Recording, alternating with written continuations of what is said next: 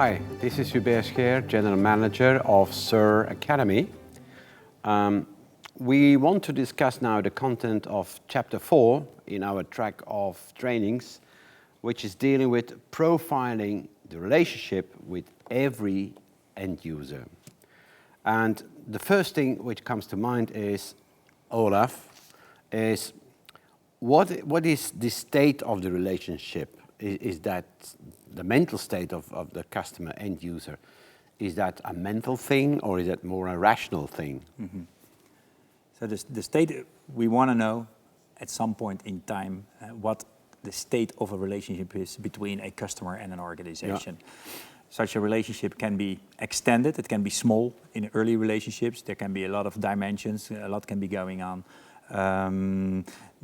It is, by definition, it is cognitive. It means like what we are looking for is how both parties think about the relationship.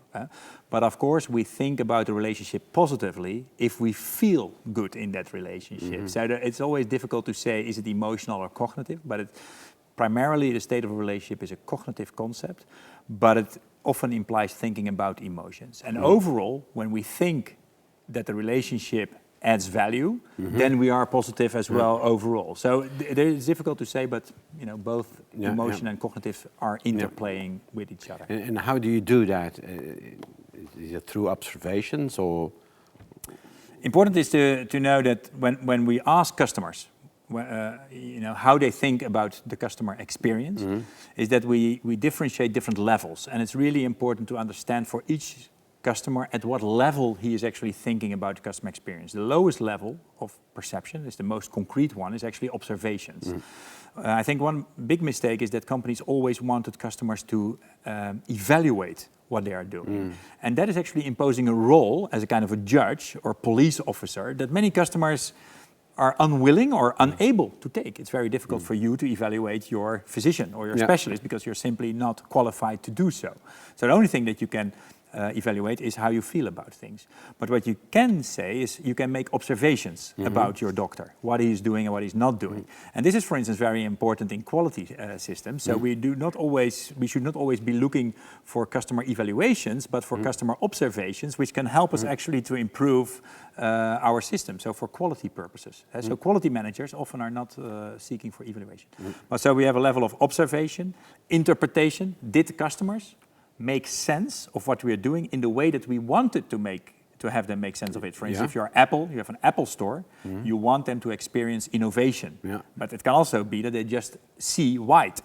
In an Apple store, you see white, it's an observation. But whether you experience that as innovation, you need to check, because not all customers may capture that, although that was your intention. So we have an interpretation level, evaluation level, and eventually, of course, an attitudinal level, like if actually people are no longer observing, but if they just like feel bonded with a particular company or experience. So these are the levels. And then of course what we want to know, and that is really important in a relationship, there's actually 3 dimensions, is did the customer get from the other what he or she wanted to obtain?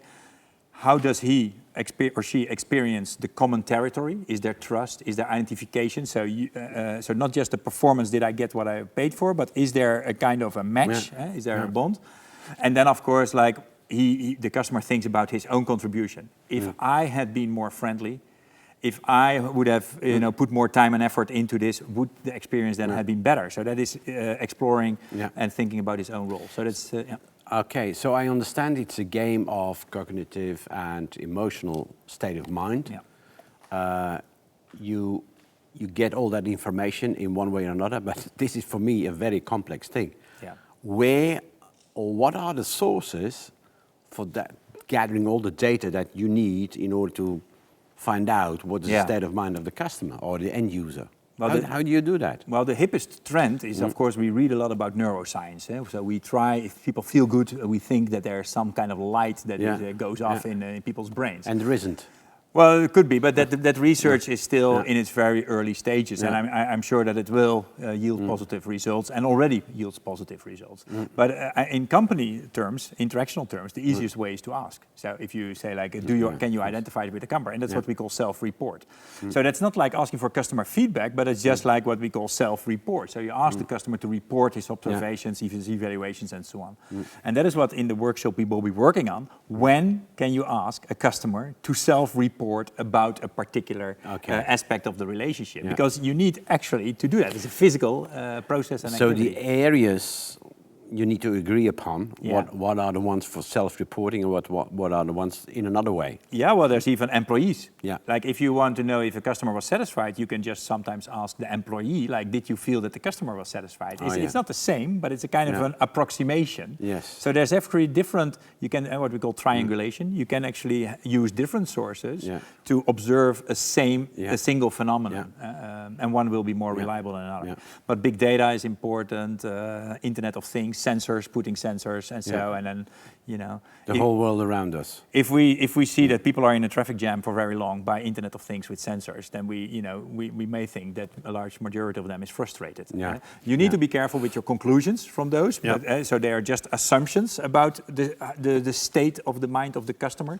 So you should eventually always verify with the customer if they actually feel that particular way. So in this track as well, in this workshop, first of all, you know what the state of mind is, cognitive, also emotional.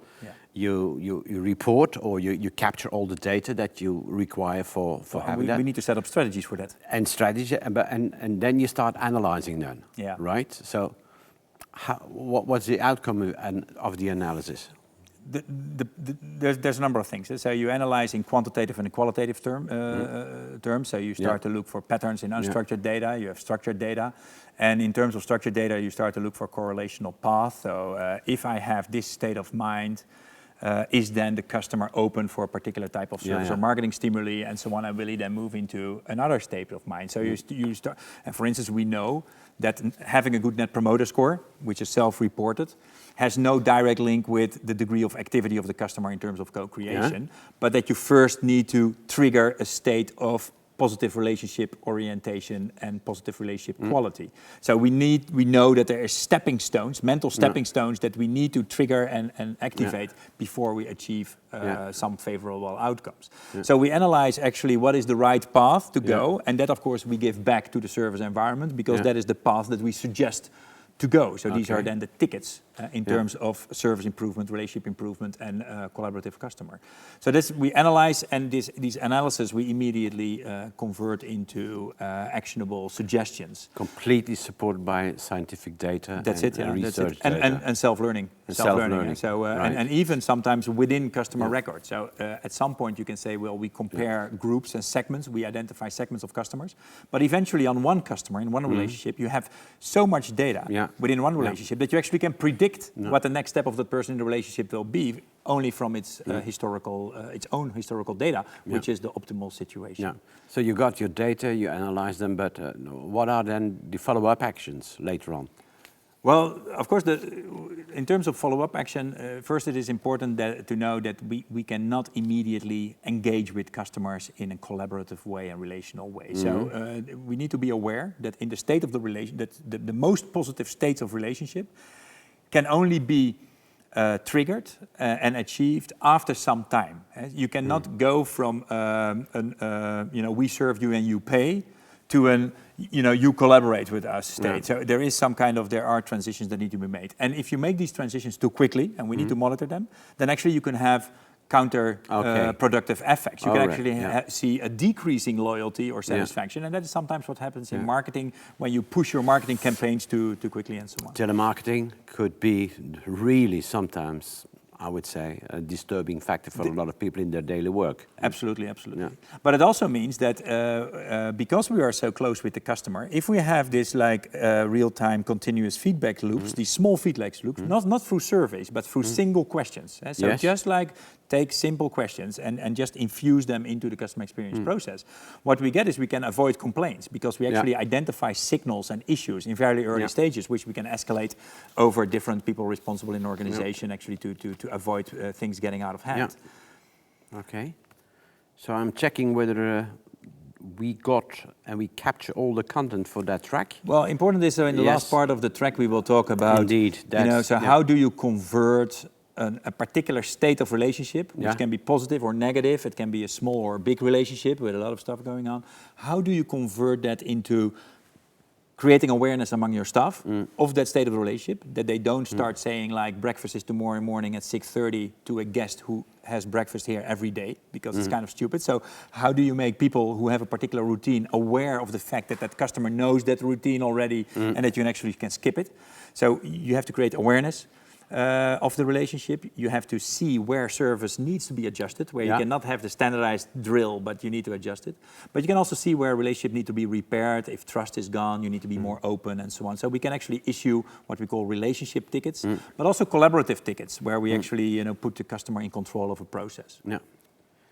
So basically, what we try to do in this chapter is profiling the relationship with every single end user, because there are many end users, many profiles.